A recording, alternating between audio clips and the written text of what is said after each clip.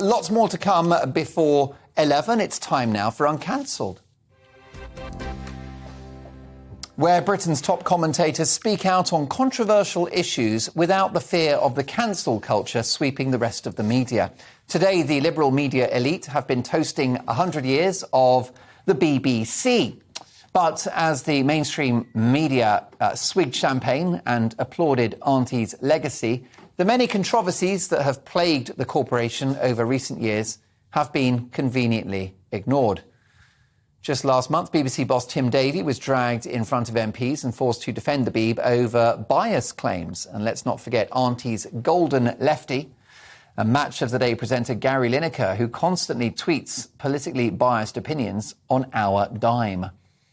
He was found last week to have broken BBC impartiality rules after accusing the Tory party of taking Russian donations in a February rant. On top of that, the corporation has faced relentless ageism complaints for brutally axing older veteran broadcasters like the brilliant Question of Sport host Sue Barker, legendary Radio 2 presenter Steve Wright, and my next guest, one of my favourites, BBC Six music star Liz Kershaw. She's recently taken aim at the Beeb for calling time on her 35-year national radio career. The Beeb claimed their schedule was merely evolving over time, whereas she accused station chiefs of sacking her for the crime of being over 60. Worth remembering as the corporation celebrates its own legacy. Liz, great to see you on the show. You're officially uncancelled, by the way. Oh, thank you very much. I'm uncancelled every Thursday on GBNews, but it's lovely to be with you. Listen, we can't keep uncancelling you, and I've really enjoyed watching your punditry with Dan and also on Breakfast, and also you've been popping up on other networks as well. In fact, you're busier than ever, so it's not like you've got an axe to grind. You look back on your time at the Beeb with great fondness and pride, but the organisation is just not what it was, is it? Well, first of all, it is very ironic that they celebrate some 100th, but, you know, if you're over 60, it's ta-ta, there's the back door. No, I'm free now. I can say what I want. I never could really before. Only Gary Lineker can do that, so it's very liberating and I'm really enjoying life. And I'd like to just say congratulations to the United Kingdom, to Great Britain for having the BBC, and I fully support the idea of the BBC and all it's brought me growing up as a child and my family, and then giving me 35 years of fun.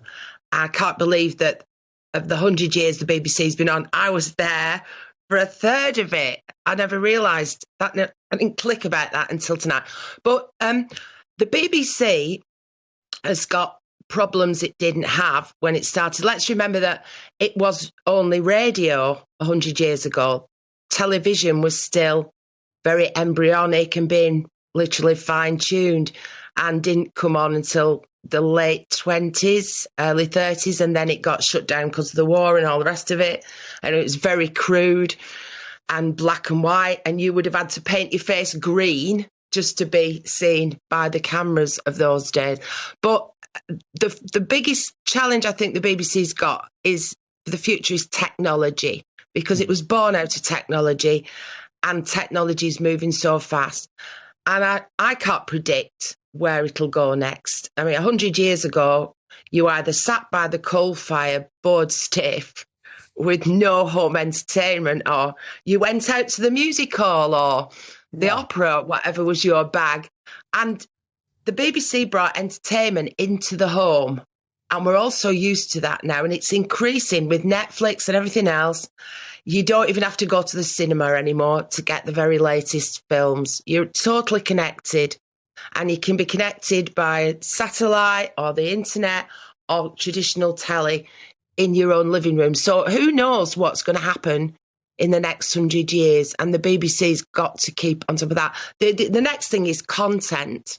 And I think the BBC should just be bold like it was in the old days and nurture creativity instead of being frightened of its own shadow and looking around and panicking at what's everybody else doing and trying to be popular.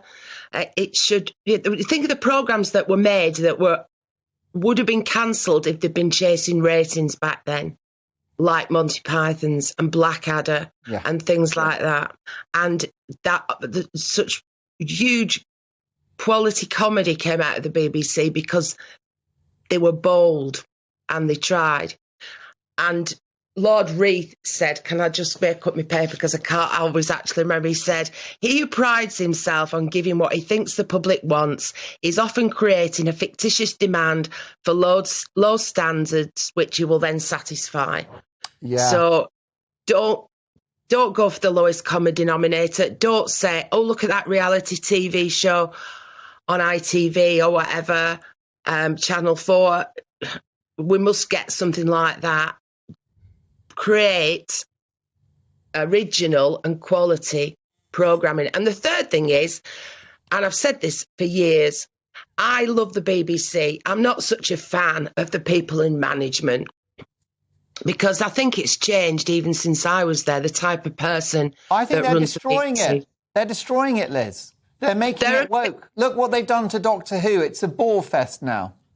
Yeah, and the career managers, and my observation over the years, progressively, was that they're there to, protect each other's backs. It's like a club. They all come from a certain sector. They all live in the same part of West London. They don't use public transport. They either have chauffeur-driven cars.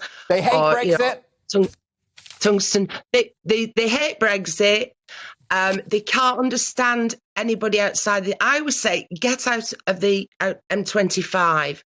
And in the supermarket, and don't just live your life in Hammersmith and Westminster. And the bias is, I nearly complained to Ofcom yesterday because there was a report about the famine in Somalia, which is obscene. And it's been ignored by the world, and it's not been reported on as it should have been. And it's been going on for 20 years. When I say that, I mean the strife there and the war. And there was a whole report, and it was like suffering, and it was almost pornographic and voyeuristic. And we need to see those images. I understand that because those people need help. But the reporter could not help himself. It's all because of climate change, stated as fact. He did not mention the civil wars that have been going on for 20 years. He didn't mention the involvement of Saudi Arabia in, supplying arms. And he didn't mention that these people were trapped in an area with no rain for 2 years because they physically can't move. I don't watch the BBC anymore for news, because you don't know what's going on in the world. This whole business with Liz Truss and everything else that's been going on since she was appointed on September the 5th, it's the attack dogs have been out. You would not know what I've spent time this summer in France, Spain, Holland, staying with people who live there, experiencing life. You would not know what it's like in Europe watching BBC News, and they've got to get that right because people have lost faith in them, and all the time just post on social media, defund the BBC, and it'd be tragic if that happened because I think it should continue.